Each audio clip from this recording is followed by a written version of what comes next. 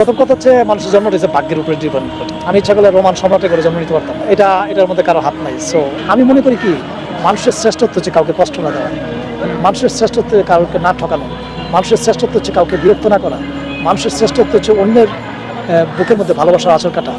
এইগুলি যে কোনো পরিবেশে যে কেউ জন্ম নিয়ে যে কোনো জায়গা থেকে সে এটা তৈরি করতে পারে। তুমি একটা জিনিস খেয়াল করছো, একটা চমৎকার একটা তথ্য দিয়ে তোমার, পৃথিবীর মধ্যে কিন্তু প্রচুর আপস এন্ড ডাউন আছে। ওই বিল্ডিং মানুষ থাকতে সার নিচের অনেক আপস এন্ড ডাউন আছে, কিন্তু তুমি একটা জিনিস খেয়াল করে দাও, পৃথিবী কেন ঠিক আছে প্রশ্ন করো, এত আপস এন্ড ডাউন আছে তো মারামারি লেগে যাওয়ার কথা যে তুই এত থাকবি, তারপর কেন ঠিক আছে জানো? কারণ একদম মূল সেন্টার যে জায়গা, ওই জায়গার মধ্যে কেউ আপস এন্ড ডাউন নাই, সবাই সমান। বোঝাই দেয় বিষয়টা কেমন। ভালোবাসার যে ক্ষমতা, সেটা ওই যে 15 কোটি টাকার ফ্ল্যাটের জন্য কথা থাকতেছে না, তার যতটুকু আছে আমার ততটুকু আছে। ফিজিক্যাল ভালোবাসার ক্ষমতা, মেন্টাল ভালোবাসার ক্ষমতা, দুইটাই। যে দুনিয়াতে যেহেতু একবার জন্ম নিয়েই ফেলাইছে, এখানে জ্বর আসবে, জাপটা আসবে, কিছু খারাপ মানুষ আমাদের জীবন আসবে, কিছু ভালো মানুষ আমাদের জীবন আসবে, কেউ আসবে কষ্ট করতে, কেউ আসবে মারা খাওয়ার জন্য, কেউ আসবে মারা দেওয়ার জন্য। বাট এগুলা ফেস করেই আনন্দে বাঁচতে পারছে। আনন্দে বাঁচার অস্ত্র কি?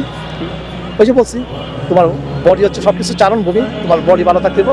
আর 2 নম্বর কথা হচ্ছে তোমার যাপিত জীবনে যে জীবনটা তুমি যাপন করে আসছো, আমি জানি না কোন জীবন তুমি যাপন করে আসছো, বাট যে জীবন তুমি যাপন করে আসছো, ওইখানে যাতে কোনো পাপ না থাকে, ওইখানে যাতে কোনো অন্যায় না থাকে, ওইখানে যাতে কারোর মনে কোনো কষ্ট দেওয়া না থাকে, ওইখানে যাতে কারো কোনো ঠকানো না থাকে, ওইখানে যাতে কারো কোনো অনৈতিকভাবে কারো কিছু না করা থাকবে। দেখবা তুমি তোমার সুখকেও আটকে দাও, তোমার মনে মধ্যে শান্তি থাকবে যে আমি কারো ঠকাই নাই, আমি কারোর কোনো প্রতারণা করি নাই। তাহলে তুমি কেমন কষ্ট পাইবা? তুমি বলো, তুমি তো ভালো ছিলা, এখন জাগতিক কারণে তোমার বাবা মারা যেতে পারো, তুমি তো কষ্ট পাইবে, এটা তো মেনে নিতে পারো। তুমি কি মৃত্যুর সময়, জন্মের সময় কিছু নিয়ে আসছিলা? বাড়ি নিয়ে আসছিলা, গাড়ি নিয়ে আসছিলা? তো এর মধ্যে মনে করো তোমার বাড়ি আছে, গাড়ি আছে, হঠাৎ করে একদিন ঘুরে তুলতে বললা তোমার বাড়ি গাড়ি সব চলে গেছে, তাহলে তুমি কেন কষ্ট পাইবা? তুমি তো নিয়েও নাই। তুমি কে? যখন তুমি জন্ম নিচ্ছ, তোমার জন্মদিনের যে ড্রেস, সেই ড্রেস যেটা তুমি পরে আসছিলা, তুমি মৃত্যুর সময় ড্রেস পরে যেতেছো, বরং তুমি একটা খালি গায়ে আসলে তোমার একটা বড় একটা সাদা ড্রেস দিয়ে দিতেছি আমরা, তুমি খুশি হয়ে যাও যে আমি পাইছি। কিন্তু তুমি কেমন রাগ কর, তুমি আইয়া দুনিয়াতে গেলে এগুলো দরকার নেই, বলতেছে এগুলো তোমার, এগুলো তোমার না। তুমি এগুলো কিছুদিন ব্যবহার করার জন্য নিয়োজিত হয়েছে, কিচ্ছু তোমার নাই, কিচ্ছু না। তুমি কিছুদিন এগুলো ব্যবহারের জন্য তুমি নিয়োজিত হয়েছে। যদি তুমি নিজের সাথে ভ্যালুয়েট করতে পারো, যোগ্য হও, তাহলে এই সময়টা একটু বাড়াইতে পারবা ব্যবহারটা, যে আমার বাড়ি গাড়ি আমি ব্যবহার করলাম।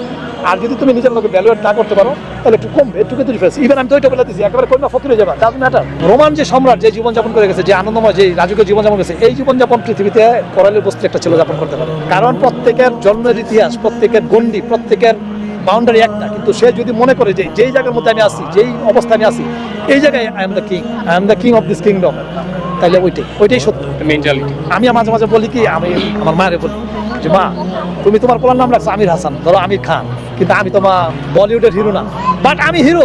আমির খানের সাথে আমার ডিফারেন্স, একটা ছোট্ট ডিফারেন্স, আমরা সব দিক থেকে এক। সে হিরো, আমিও হিরো। ডিফারেন্স কি জানো? ওর অডিয়েন্স হয়েছে বিলিয়ন, আমার অডিয়েন্স হয়েছে 2 জন, আমার বাবার মা। কারণ আমার বাবার মা আমার এমন ভালোবাসে, মানে আমি যেইটা মুভি রিলিজ হই প্রথম শো তারা দেখে। মানে ধরো আমি নাচতাছি, এরা আমার মুগ্ধ হয়ে দেখে, আমি গাইতাছি, এরা মুগ্ধ হয়ে দেখে, আমি যেটা করতেছি আমার কাছে মনে হইতেছে আমার পোলার চেয়ে ভালো কেউ করতে পারতেছে না। আমি যখন আমার মার সামনে গিয়ে দাঁড়াই, আমার মা বলে কি, আমার পোলা এখনো দিকে দাঁড়ায়, সারা জানে সব মায়ের আমার পোলার উপরে ক্রাশ খাই, পাগল হয়ে যাবে আমার পোলার জন্য। মানে তার কাছে তার পোলা বিরাট হিরো। আমার মা এখনো দিকে জিজ্ঞেস করে আপনার পোলার বয়স কত, অবচেতন মনে বলে কতই 32-33। তার মানে আমার মার মনোযোগ আমি এখনো যুবক। তাহলে কি তুমি আমার কথাটা ঠিক না যে রোমান সম্রাট যে জীবনযাপন করে গেছে, তুমি এই জীবনযাপন করতে পারো? তুমি যেই গণ্ডির মধ্যে থাকতেছো, ওই গণ্ডির মধ্যে তুমি কিং, বাট তোমার তৈরি করতে, ইউ ক্যান মেক ইট।